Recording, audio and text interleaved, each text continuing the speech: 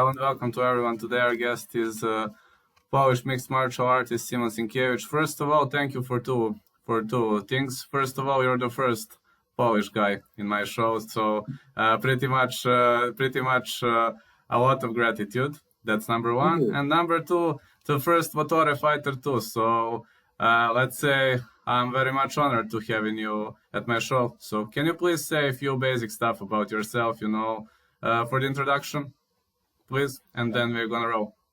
Yeah, basically, yes, like you said, I'm Polish MMA fighter, living in Norway, actually, fighting for Norwegian from Norwegian gym, Kimura. Fighting since 2003 or 2004.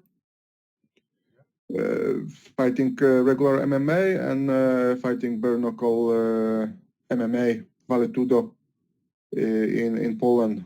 And in 2021 also it's going to be my debut in bare knuckle boxing in Norway. Really, really awesome. Very much impressive career. Which was your first martial art? My first match, honestly, I don't remember the year. That was in Denmark. It was a show called Adrenaline. It was Adrenaline 4. I fought with actually with Serbian guy. Fought with don't remember his name now, but he was a Serbian kickboxer living in Denmark. So that was my first professional MMA fight. Are you coming from boxing, from jiu-jitsu, from MMA? Did you train like boxing, kickboxing first, like jiu-jitsu, maybe wrestling? No, I trained boxing in Poland, like everybody in my city was. You could choose boxing, karate, or judo. So my father was karate instructor, karate trainer, karate Kyokushin. So I started training karate since I was, I don't know, 13, 14. Then I boxed a little bit in Poland, and basically after that I moved to Norway. Yeah, it was a pretty much impressive career. So when it comes to bare knuckle boxing, I mean, how hard it is compared to normal boxing for you? I mean, is it harder or it's like pretty much similar? It's more painful. It's you need to look out a little bit the power of punching, and you need to protect your head a little bit more. You can't hide yourself in double guard. Your guard need to be a little bit more loose and more movement. So you mean double pillars like this? That's not gonna work in bare knuckle. No, not really. It's still too much opening, and we need to remember it's only fist. It's no gloves, no nothing. So the space, you don't need so much space to penetrate the guard. I understand, pretty much hard. So how many coaches do you have right now? I don't have any coaches. I train myself. I'm my own coach. Yeah, we have the corona restrictions, right? So it's not easy to train at all. We basically are not allowed to train right now. So most of my training, it's heavy bag and lifting weights. So you are forced to train at home, or? No, I make my own gym in the garage, where I have my weights and my boxing bag. So I train there. Is there some kind of special boxing training for bare knuckle striking? Do you have some special drills, or I mean, it's very much harder when you hit with bare knuckle and when you hit with the glove? No, if I have sparrings, I use the gloves, of course. I don't want to hurt my sparring partners. I need them, and I don't want to get cut myself, because that's gonna get longer for going to fight if I get the cut. So sparrings I do in boxing gloves or in MMA gloves to just protect from the cuts or breaks. But pad work and heavy bag, I punch without the gloves. I punch bare knuckle. How would you describe your fighting style? Are you aggressive? Are you counter striker? Are you maybe tactical fighter? Uh, I try to be tactical fighter. If you saw my Wotore fights, Yes. I like my beautiful face. I don't want too much damage, so I try to think what I'm doing. My friends, my sparring partners tell me that I'm most counter striker. I wait for my opponent to come to me. I saving energy. I don't run after my opponents. So I think I'm mostly counter striker and trying and keep this simple. If I'm attacking, I'm attacking with simple combinations. I'm not the typical boxer, so I will not throw 10 punch combos in the fight because that doesn't work. That looks only cool on the pad work. So you're not in the USA. They would say you're not a man on the march. The USA, it's very special type of fighting, especially boxing. If you see the Americans fighters fighting with European, that's the two different worlds about the boxing. Especially I learned boxing in Poland, so I learned this orthodox post-communistic type of boxing where you have one stand and your left hand is always front of the right hand. So left hand is to find the space to bother your opponent, and right hand is to finish your opponent. For example, I'm always having a hard time. I'm like one-sided southpaw pretty much, and this is kind of very hard to me. I'm orthodox, so if I need to change my stand to southpaw, I can't box anymore. Yeah, me also. Me also. I can only kick from the orthodox stance, but I can't box. I'm very slow. So right now, in your MMA fights before Wotore, you had 2 wins, 3 losses, right? Before Wotore bout. Mhm. And which fight was the hardest one for you? We're talking about pre-Wotore career. I think the first loss was the worst for me.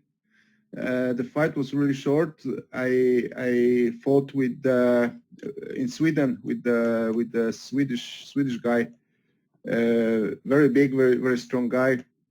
He was that time firefighter in Sweden and vice champion in sport jiu-jitsu. What I didn't know actually at that time.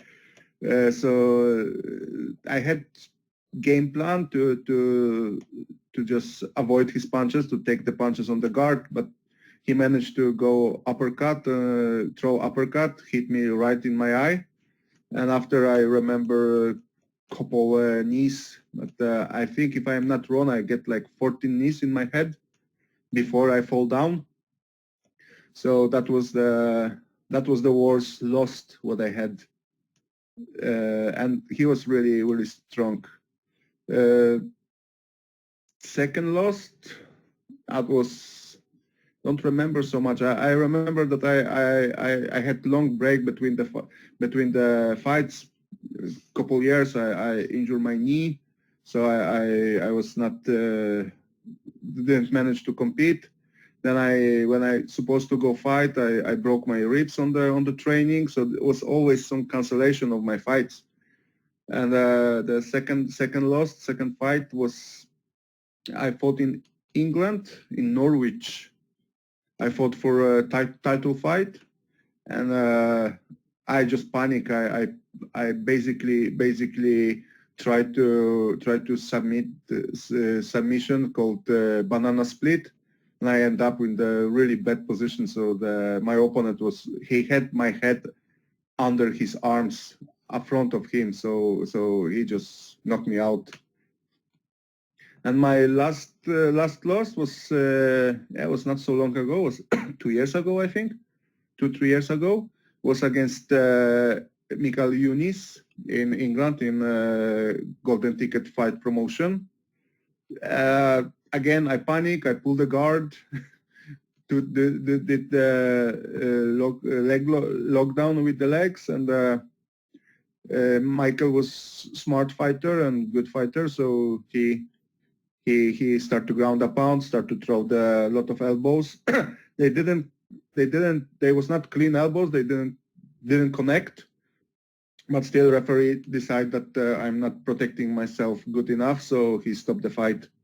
But it was a good fight. It was it's not shame to lose against a guy like Michael Yunis. He was double champion in amateur double champion in this federation. So it was a good fight, and hopefully we're gonna meet again with Yunis for a rematch, maybe end of the 2021, hopefully.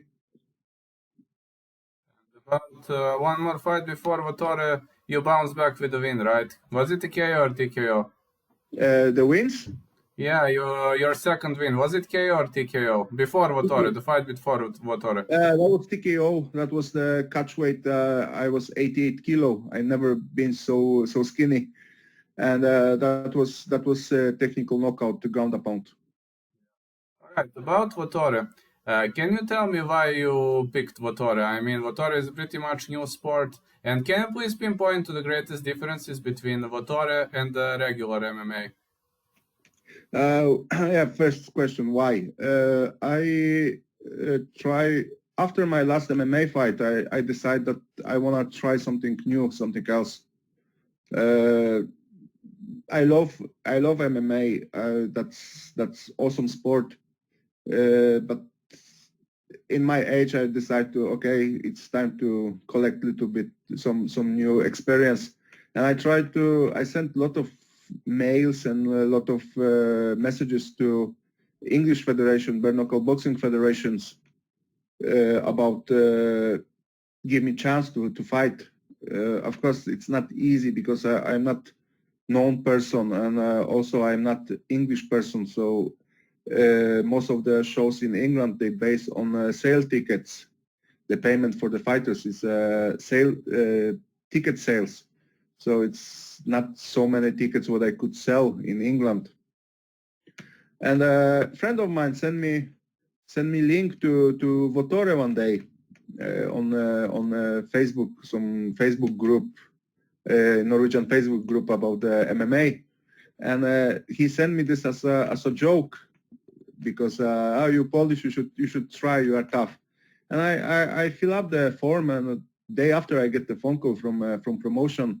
They want to be sure that I am interested. It's because they get a lot of mails from people who don't know about the fighting. They just decide, okay, I'm gonna try, maybe I can manage. So they was calling to everybody who they choose to be sure that I am still interested to fight in Wotore. So yeah, I say, yeah, I'm interested. We had some little bit talk, some conversation, and they decide after, I think, 1 month, they decide that I'm gonna be one of the 16 who gonna fight in Wotore, because the first version of Wotore about the tournament with the tournament supposed to be 16 fighters. But because people get injured, people get pull out, they decide to make an eight-man tournament in Wotore. So when I say yes, I say yes. I want to fight in Wotore. So the greatest difference is, all right, there is no gloves. It kind of reminds me of bare knuckle MMA, but entrance is different, ring is different. I assume there are some differential between the rules or not. I was watching Wotore 3, I was watching the whole event, but some rules are kinda odd. I mean, I'm watching UFC since 1993, just to know. Yeah, the idea for Votore was the climate, the all around the fights. Supposed to be like, do you remember movie Quest with Van Damme? Yes. That was the idea about the Votore, open ring and the rules. They're supposed to be like movie. All they put a lot of pressure on making show, and that work. People like it. People like to see something else. If it's about the rules, Votore 3 was the closest to original Vale Tudo from Brazil. My jiu-jitsu coach, or the main coach in Norway in the gym where I train, he fought the original Vale Tudo. He's a Brazilian, so he fought Vale Tudo, and this rules from Votore 3 was the closest one. They only think what was not allowed in Votore was the head stamps and soccer kicks on the ground. What it's legal in was legal in original Vale Tudo. Knees to the ground, to the head of the grounded opponent are allowed, right? Headbutts, yeah, I managed to throw some headbutts in the first fight. When I talked with my opponent after, he told me that with the ground headbutt, I broke his nose. So there are effective techniques. So, like, there are some elements of fighting from lightweight, the Burmese boxing, right? Yes, yeah, it's basically the headbutts are exactly the same, because we are allowed in Votore headbutt in the stand up also. Problem is it's no cage, so it's really hard to cut distance enough to headbutts in the stand up. Also, it's MMA, so people are not so interested with the clinch. How's Wotore right now in Poland? Is it popular or it's still, rising on the ladder? It's you know it's a new sport, so it's somewhere between. It's still growing. It's after Wotore came more and more bare knuckle shows in Poland. We have in Poland. I know it's now kickboxing or K1 without the gloves show. They have two organizations with the bare knuckle boxing. One organization, it's typical bare knuckle boxing, same like in England. And the second one, it's bare knuckle boxing plus elbows in stand-up, but still only stand-up fight. So it's growing. It's only for now. It's only one federation what in Vale Tudo form or MMA without the gloves. So I think it's still growing and it will grow. They are pioneers, so gonna take a little bit time to show to see how it's developed. Which are the greatest fouls in Wotore? Like greatest rule, greatest prohibitions by rules? You mustn't, I assume, eye gorges and biting are not allowed. And what No, else is no, of course prohibited? not. Of course not. What else is prohibited? Like I said, head stumps, foot stumps, and soccer kicks. What else? Basically, that's it. Oh, of course, elbows and punches in the back of the head. That's the golden rule in, I think, every fighting sports right now. I assume groin shots are not allowed. I haven't seen No, groin shots. yeah, that's true. That's also not allowed. So it's still a little bit different. Like for example, first UFC where everything was legal, right? But yeah, times fly and the rules are changed. So Of course, some of the punches, some of the techniques need to be prohibited because of the health. Until the end, after UFC 4, ground shots were prohibited, and for UFC 7, they prohibited headbutts on the ground. So it kind of became pretty much of a different sport right now. And about your Wotore tournament, you had two submission wins, and you had one loss. So did you initially plan to drag the fight to the ground, or it just came out that way? I love ground fight. I'm training jiu-jitsu. I training submission wrestling, the old type of submission wrestling. We can't mix BJJ no gi with submission wrestling. That's two different sports. I use a lot of catch wrestling techniques. I was training a lot before with the wrestlers. So I love ground fight. I love maybe not submissions, but I love the ground control and ground and pound. So yes, my plan was taking fights to the ground. I'm much more confident on the ground with any fighter what I need to fight, like stand up. So you were planning to drag it, and to be honest, that heel hook was pretty much nasty. You know, we don't even in the UFC you don't see such heel hooks so often. Just to know. I win most of my submission wrestling tournaments with the heel hooks or leg locks. So that's my favorite technique. That's interesting. The majority of sambo fighters are known for leg locks, but I didn't know that in submission wrestling it's also very much popular. We have sambo in Bulgaria, so sambo fighters are mostly sambo is fighting martial art #1 here.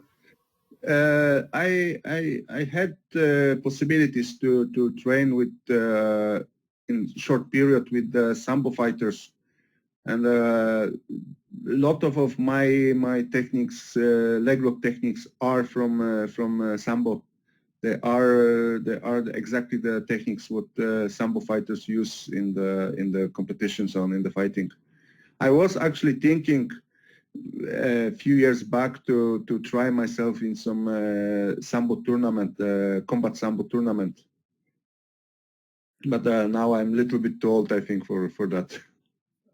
You never know. What do you think? What is the future of Wotore in the years to come? I don't know what's future for Wotore, because I get the information when I'm gonna fight and that's it. But I think future for come back to Valetudo rules, to bare knuckle MMA, it's gonna grow, since bare knuckle boxing grow all over the world. I think Valetudo will have comeback pretty soon. People are a little bit tired of UFC. I think we have UFC, we have Bellator, we have like regular MMA, and I think regular people just want something more. They want to see more action. Sad to say, but people want to see more blood on the fights.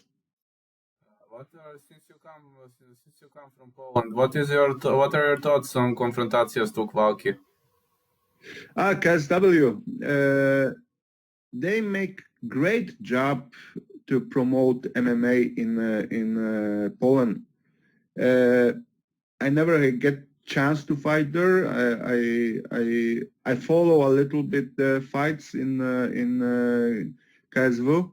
KSW, and I think they are kind of Polish UFC, if I can compare the two organizations. They make kind of unwritten rules for Polish MMA, and also they promote a lot of good fighters open the market for another good events, good shows. We have KSW, we have fighting exclusive night, we have amateur league, MMA amateur league called Alma. It's good. It's they make they open the door for a lot of good shows. What are your plans for the future? Right now, I have still contract for 2 more fights in Wotore. I signed a contract with Norwegian Federation called Ragnarok. It's bare knuckle boxing. So I also signed a contract for 2 more fights, and I more or less that's it for 2021. It's 4 fights. It's we will see what's gonna happen next. I still want my rematch with Mikhail Yunis in the Golden Ticket Fight promotion. So that will be 5th fight in 2021, and I think it's pretty good schedule for fighting. I need also time for recovery and for relaxing. Also, I have my MMA group here in Hamar in Kimura, and I want to concentrate a little bit on. Training my students and preparing them for fights. I have 2 students who actually I think they're gonna fight in April. One's gonna fight in Latvia, actually, and second one is gonna fight in amateur MMA. It's gonna be his first fight in MMA. It really sounds awesome. Would you like to say something else? Maybe something we didn't say. Would you like to give a shout out to someone? Maybe. If I can, I will really want to say thank you to all my sparring partners and all my friends who training with me. Big thanks to Kimura Hamar for letting me training and giving me all what they get to getting better in before my fights.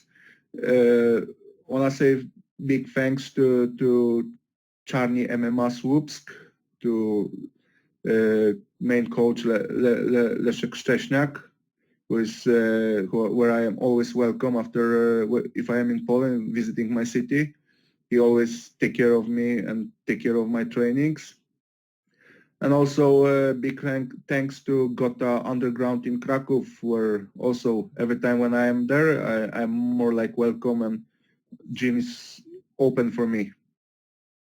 So that's these 3 places where I mostly train in Norway and in Poland. And also, yes, big thanks to Ingar, who is my only one sparring partner for Wotore. Big thanks to Daniel, aka Buddha, for being with me all the time and training, and big thanks to Bernard for also being there and for mental support before every competition, every fight, and of course to my girlfriend and my family for supporting me for everyday life. Thank you so much for this. I will put the video to creation now. We'll release it tomorrow. I will send you a link. I will release the video tomorrow. Perfect. Thank you. All right. Thank you, Simon. Have a great day.